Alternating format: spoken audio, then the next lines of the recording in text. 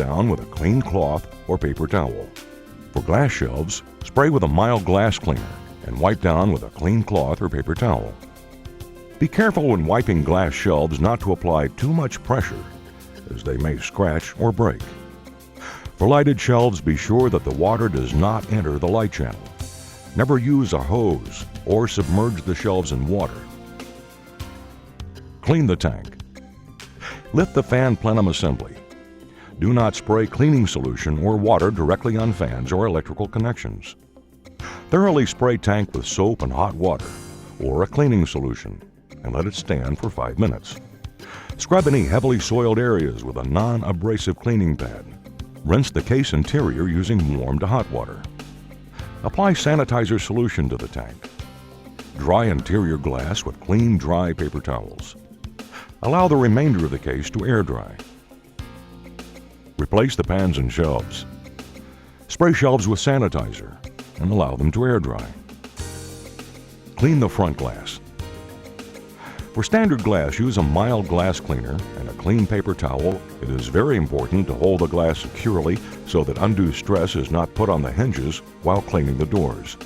For non-glare glass, refer to the special cleaning instructions at your store or refer to the accompanying CD included in this package. Clean prep areas. Spray the cutting board with a mild cleaning solution and wipe it down with a clean cloth or paper towel. Spray the cutting board with sanitizer and allow it to air dry. Place condiment pans in a 3-compartment sink and clean them there. Spray the rear sill with a mild cleaning solution and wipe it down with a clean cloth or paper towel. Spray the rear sill with sanitizer and allow it to air dry. Clean the exterior. Spray the exterior panels with a mild cleaning solution and wipe them down with a clean cloth or paper towel. Spray the exterior panels with sanitizer and allow them to air dry. Coolgenix cases. Clean the top sill. Spray the top sill with mild cleaning solution and wipe it down with a clean cloth or paper towel. Spray the top sill with sanitizer and allow it to air dry. Clean the rear doors and tracks. Remove the rear doors from the tracks. If available, use a 3-compartment sink to wash and sanitize the doors. If not, use a mild glass cleaner and a clean paper towel or cloth and wipe down the doors. Spray the doors with sanitizer and allow them to air dry. Spray the door tracks with a mild cleaning solution and wipe them down with a clean cloth or paper towel. A small brush may be just the thing for cleaning the grooves in the door track. When cleaning the rear door tracks, be sure to clean from the outside channel to the inside channel, since there is a wipe-out groove machined into the track. Replace the rear doors. Clean the Coolgenix display pans and interior components. Check to see that the pans are room temperature. Then, disconnect the coolant hoses from the pans using the quick connects on the hoses. Don't worry, it is normal for a few drops of the food-grade solution to escape when disconnecting the pans. Spray the display pans with a mild cleaning solution and wipe them down with a clean cloth or paper towel. Do not put display pans in the dishwasher. Elevated temperatures can cause them to distort and leak with the increase in internal temperature. Spray the display pans with sanitizer and allow them to air dry. For cases that have removable rear baffles, remove the rear baffle, then clean and sanitize. Clean the tank. Thoroughly spray the tank with soap and hot water or a cleaning solution and let stand for 5 minutes. Do not spray cleaning solution or water directly on electrical connections. Scrub any heavily soiled areas with a non-abrasive cleaning pad or brush. Rinse the case interior using warm to hot water. Apply sanitizer solution to the tank. Dry interior glass with clean, dry paper towels. Allow the remainder of the case to air dry. Then, reinstall deck pans. Clean the front glass. For standard glass, use a mild glass cleaner and a clean paper towel or cloth and wipe down the glass. For non-glare glass, refer to the special cleaning instructions at your store or refer to the accompanying CD included in this package. Clean prep areas. Remove cutting board and pans. Spray the cutting board with a mild cleaning solution and wipe it down with a clean cloth or paper towel. Spray the cutting board with sanitizer and allow it to air dry. Place condiment pans in a 3-compartment sink and clean them there. Spray the rear sill with a mild cleaning solution and wipe it down with a clean cloth or paper towel. Spray the rear sill with sanitizer and allow it to air dry. Replace the cutting board and condiment pans. Clean the exterior. Spray the exterior panels with a mild cleaning solution and wipe them down with a clean cloth or paper towel. Spray the exterior panels with sanitizer and allow them to air dry.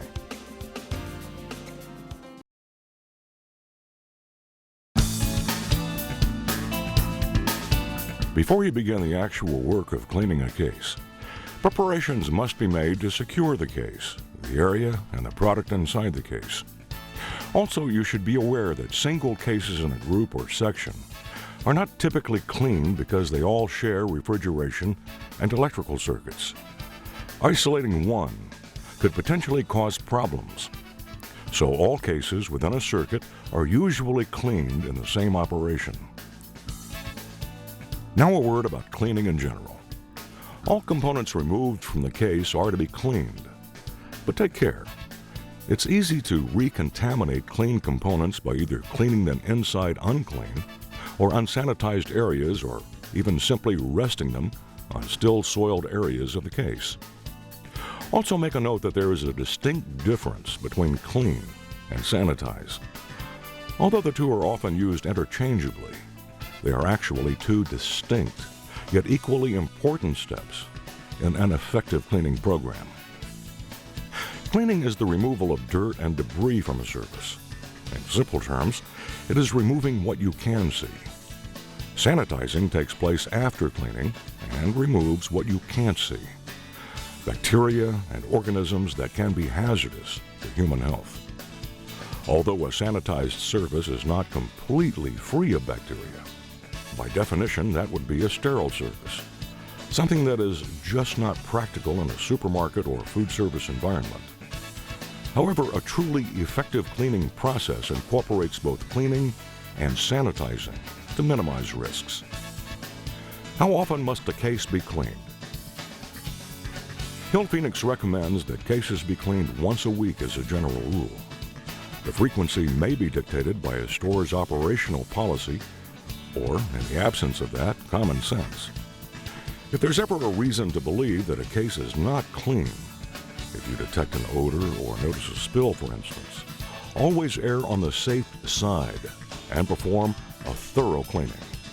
Here's a quick case cleaning checklist to help keep your case cleaning organized and consistently on track. Turn off electricity at the breaker panel. Avoid abrasive scouring powders or pads. Do not use cleaners containing abrasive materials or ammonia, which will scratch or dull finish. Use mild cleaning solution and warm water only. Water and baking soda can be used to remove case odors. Do not spray cleaning solutions or water directly on fans or electrical connections. Clear the drain of any obstructions. Rinse with hot water, but do not flood the case. Never introduce water faster than the waste outlet can remove it. Do not use steam or high-pressure water hoses to clean the cases. They will destroy the case seals. Do not use hot or warm water on cold glass surfaces. This may shatter the glass and could result in personal injury. Allow glass fronts, ends, and service doors to warm before applying hot or warm water. Be aware that you are cleaning an object that is made primarily of sheet metal. Hence, you should always be wary of sharp edges while you're cleaning. Clean all components removed from the case in a 3-compartment sink. Wash, rinse, and sanitize each piece. Notice how we prepare the area for our cleaning. While we put up signage to tell customers to use caution, we can also block access to the area itself. Pylons and signs should be readily available at the store. Next, we must remove the product from the case in such a way that we maintain the integrity of the product. Product can be removed from these cases in two ways, from the front or from the rear of the case. When removing from the front, simply extend swing out front glass away from case. Grip the bottom handle and swing out. Do not put pressure on the glass itself. Also note that there will be a plastic alignment channel that aligns the front glass. Carefully slide it over to a single pane. Be careful not to lose the channel during the cleaning process. When removing product from the case, the refrigeration always remains on until all product has been removed to the interim cooler or freezer. The temporary storage area must be able to keep temperatures correct and constant. This will maintain the product's integrity. Once we have the case completely empty, we can begin the business of cleaning it. Our first step is to remove all of the ice that is accumulated. Use a scoop and a bucket at first to remove what ice you can, disposing of it according to waste removal procedures of your store. Next, apply low-pressure water to melt ice away and drain remaining ice from the ice pans. A word of caution, use only low pressure. Do not spray with a high-pressure hose.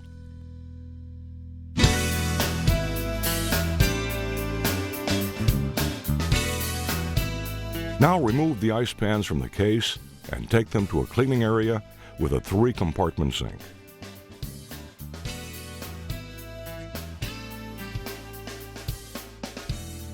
Remove the flue glass supports that holds the plexiglass in place.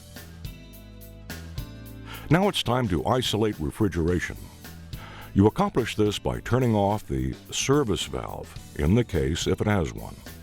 You will need to lift the ice pan to locate the refrigeration valve. If you do not locate a valve in the case, refrigeration can also be stopped by turning off the appropriate switch on the refrigeration rack. Wait until frost is gone from the coil and flue areas. A word of caution, do not try to forcibly remove ice from the coil. This can cause problems and may even cause injury. Next, we isolate electrical. We definitely want to avoid all possibility of shock while cleaning, so we turn off all electric power to the case. More than one disconnect switch may need to be turned off to completely de-energize the case. Always follow safety precautions such as lockout, tagout, or any other organizational, state, or local practices required when turning off electrical equipment. Even fans that are not running is no real guarantee that power has been removed from the case. If there is ever a doubt about the correct procedures for turning off electrical power, have the system inspected by a certified electrician. Time now to remove coil close-offs. Move them to a 3-compartment sink where they can be properly cleaned. This will prevent potential spillage on the sales floor. Now unplug each individual rear fan baffle. Remove the rear fan baffle by pushing down on the spring and pulling the baffle away from the rear wall. Now we visually inspect the waste outlet for clogs. Take this opportunity for a second inspection of the case to check out for any overlooked product or debris that may be in the case or clogging the drain. If debris is located by the coil, use a soft bristle or bottle brush to remove it. Avoid touching the debris close to or in the coil to avoid injury. Be especially sharp when looking for possible drain clogs. Items that were already in the drain or were pushed in during the cleaning process. They may include price tags, packaging from products, coupons, etc. If store policy requires it, now is the time to clean the floor underneath the case as well. Rear fan baffles can take extra care while cleaning. Never submerge or spray a rear fan baffle.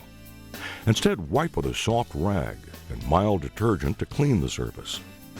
Wipe off the excess with a damp cloth, then sanitize. Allow all components to air dry.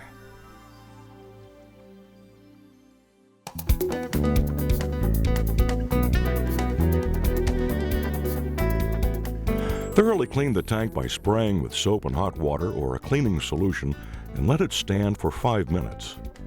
Do not spray directly on fans or electrical connections. Also, do not spray from the back. This can create a mess on the sales floor. Always spray from the front of the case. Scrub heavily soiled areas with a non-abrasive cleaning pad or soft bristle brush. Rinse the case interior, again from the front, with warm or hot water.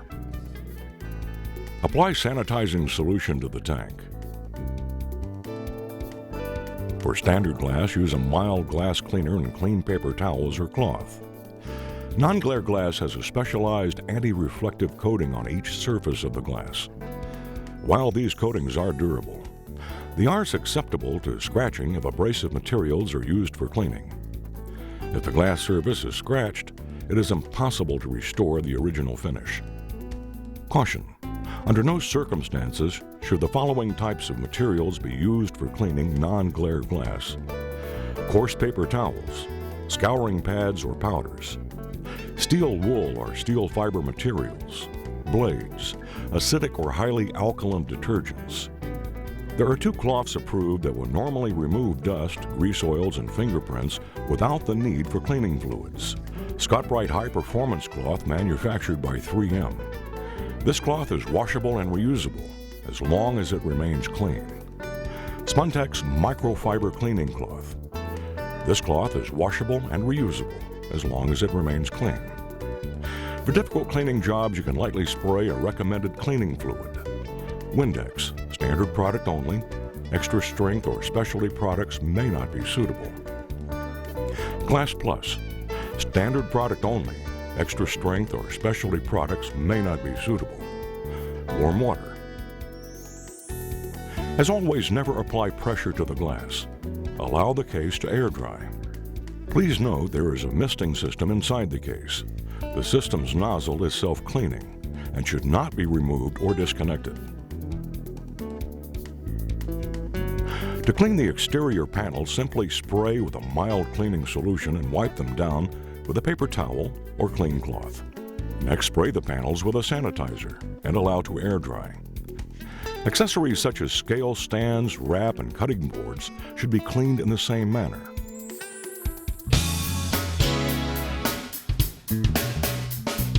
Now it's time to reassemble our case. Take one last look to be sure that the drain is free of debris that may have accumulated during the cleaning. Check to see that some overlooked debris, especially price tags, haven't fallen off into the case. First, we install the rear fan baffles.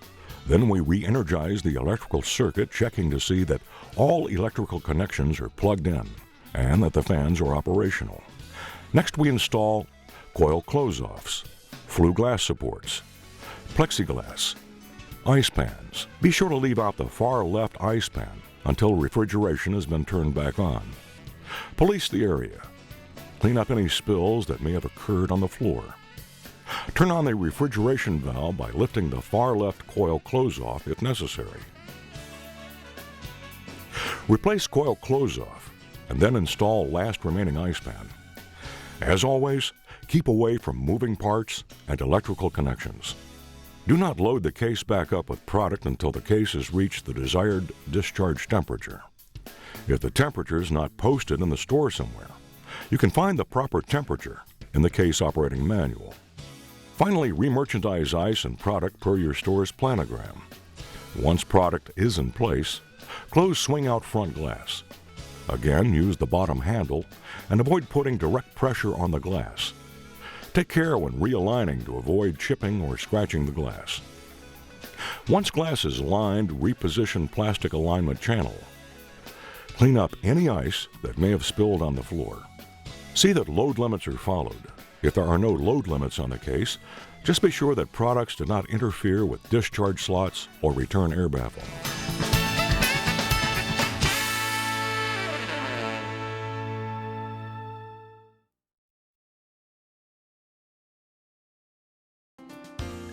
Post-cleaning. These final steps will provide for a final inspection of the cleaned cases, reassembly of racks and pans, reconnection of power, and return to required temperature. Be sure that the drain is free of debris that may have accumulated during cleaning.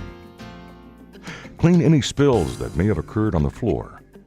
Allow all components to completely air dry. Re-energize electrical. Verify the operation of all electrical components. Turn on refrigeration. In some cases, the electrical components may not turn on until the coil in the case detects that refrigeration is turned on. This is a safety feature to ensure that warm air does not circulate on products in the case. Reinstall racks and pans, and then conduct another visual inspection of the case to be sure that some overlooked debris, especially price tags, haven't fallen off into the case. Ensure that the case reaches its proper operating temperature.